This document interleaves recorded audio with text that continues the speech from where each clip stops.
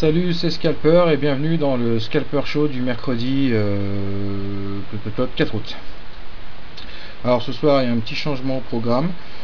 Le bilan des prises de position de la journée, je ne vais plus le faire dans le cadre du Scalper Show. Il sera repris dans les matinales, le live matinal de Scalper en live le matin sur Vidéo Bourse. Donc pour remplacer ceci, je vais le faire un peu dans la lignée des tops et des flops de la journée. Je vais faire le superformer et la gamelle de la journée. Alors ça commence. Alors le superformer de la journée. Hop hop hop hop hop hop hop hop. Il est à donner. Voilà. À l'aude, donc au dollar australien face au franc suisse, qui nous fait une petite poussée de 1,70%. Donc belle accélération pour le dollar australien face au franc suisse.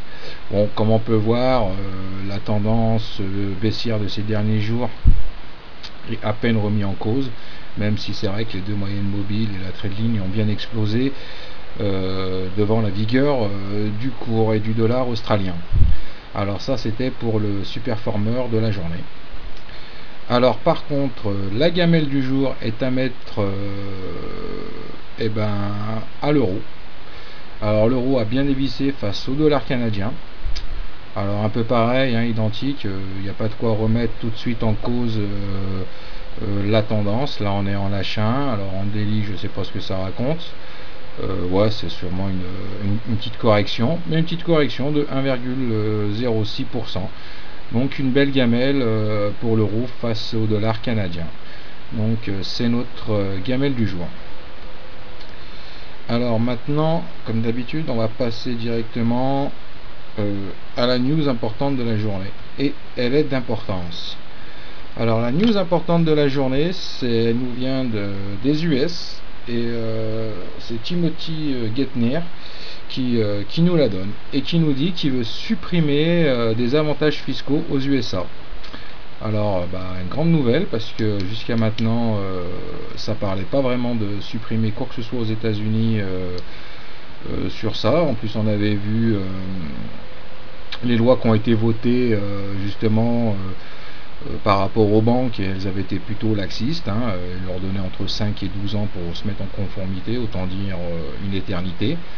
Mais là, tout d'un coup, M. Geithner a pété un demi-plomb et puis nous a dit qu'il allait réduire donc ici les impôts pour les familles bien sûr les plus aisées des États-Unis qui ont un revenu supérieur à 250 000 $, et que ça allait lui rapporter grosso modo 700 milliards de dollars. Alors, c'est une bonne chose, si on veut par là pour la dette américaine qui reste toujours abyssale. Mais par contre, c'est dorénavant, sûr, il faut que ça soit suivi d'actes. Et aux États-Unis, quand un homme politique parle, ça ne veut pas dire grand-chose, parce que derrière, il y a le Sénat et les députés à convaincre, et ça, c'est une autre paire de manches.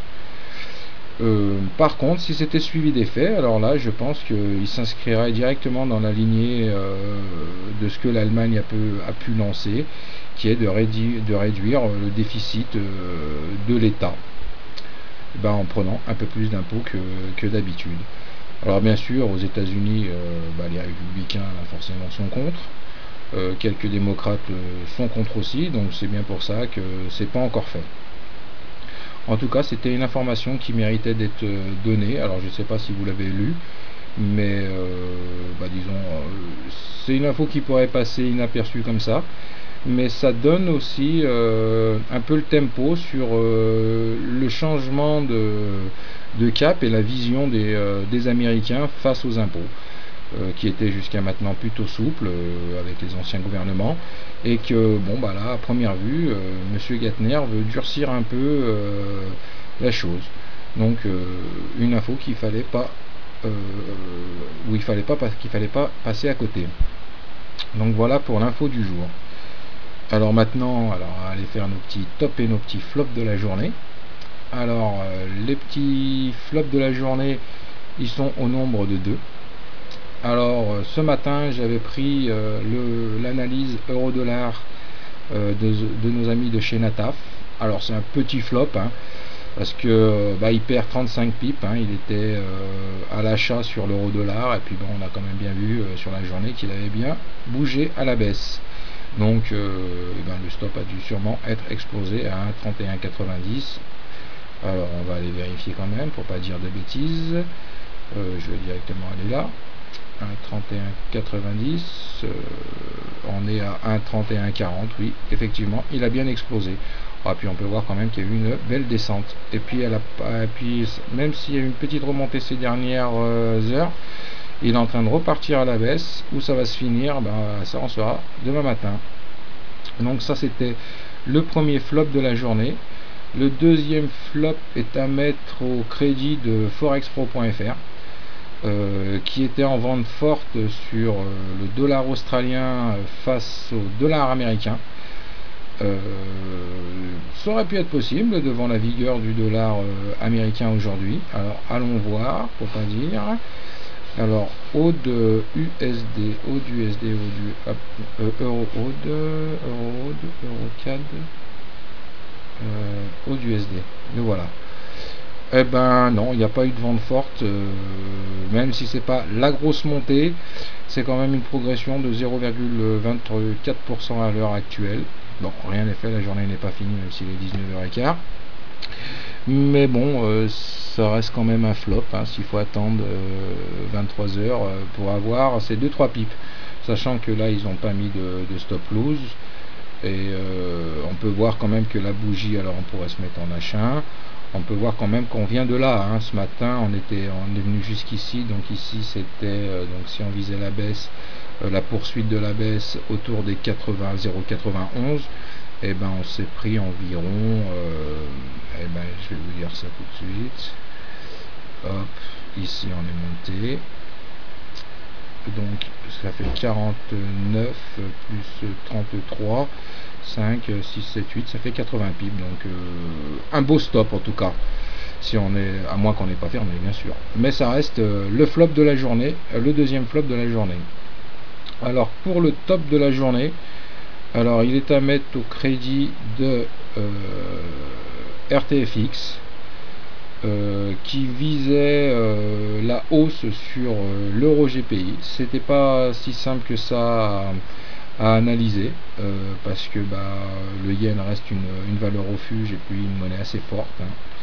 Et donc on a eu un peu la même idée, même si c'est vrai qu'à l'heure actuelle c'est en train de corriger sur l'euro GPI. Alors l'euro GPI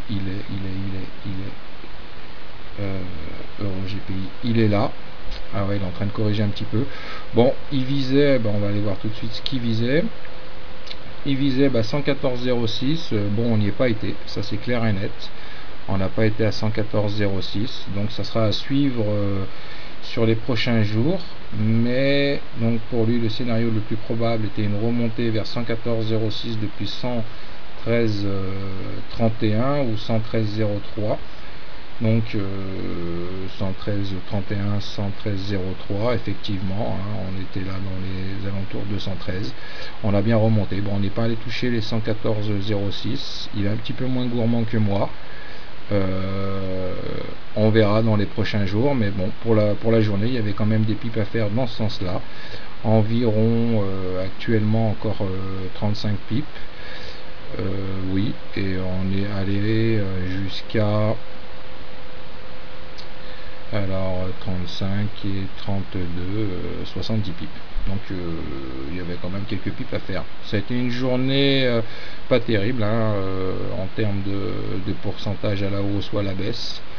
Donc c'est pas évident de trouver des tops et des flops pour cette journée. Donc que des petits flops et des petits tops.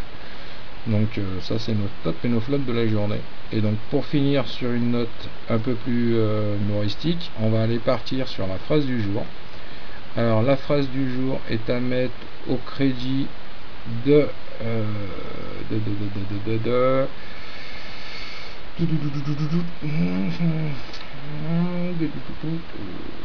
alors je ne sais plus qui a dit ça. Alors c'est peut-être Ted Turner, à mon avis, qui a dit ça. Alors, ils donnent 50% de leur fortune. Alors, je ne sais pas si vous aviez entendu il y a quelques temps l'histoire entre Bill Gates et Warren Buffett qui veulent donner 50% de leur fortune à des œuvres caritatives. Et bien aujourd'hui, ils remontent au créneau parce que ça s'était pas fait il y a quelques temps. Et donc, ça a l'air d'être bien lancé. Et donc, nos amis les milliardaires vont devenir de petits millionnaires parce qu'ils vont donner 50% de leur fortune. Donc, conseil de la journée, ne gagnez pas trop sur le Forex, parce que sinon vous allez devoir entrer dans le club des donneurs des 50% de vos bénéfices. Si vous habitez comme moi en France, vous en donnerez déjà 50% à l'État, plus 50% aux œuvres caritatives. Il ne vous restera pas grand-chose. Donc, ne gagnez pas trop sur le Forex, ça serait dommage de tout donner aux autres. Voilà, alors ce Scalper Show du mercredi 4 août se termine. À partir de demain, vous pourrez toujours me retrouver dans le live matinal de Scalper. Et je pense parler avec Curenir pour changer le format d'enregistrement parce que ça commence à avoir des petits problèmes. Allez, je vous quitte parce que je suis déjà hors limite. Salut, ciao!